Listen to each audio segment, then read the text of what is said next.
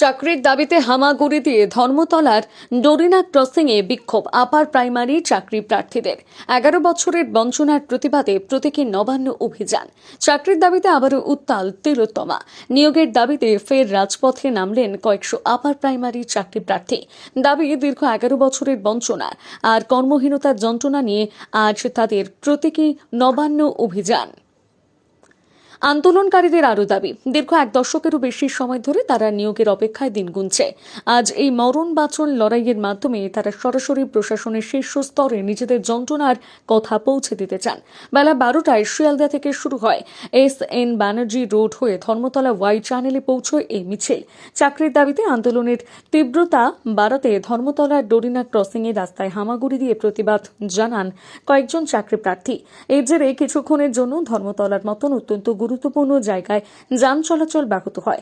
কিছুক্ষণের মধ্যে পুলিশ সম্পূর্ণ বিষয়টি নিয়ন্ত্রণে আনে। বিকেল 3টে নাগাদ 5 জনপ্রতিনিধি নবান্নে গিয়ে মাননীয় মুখ্যমন্ত্রীর দপ্তরে চাকরির দাবিতে ডেপুটেশন জমা দেবেন।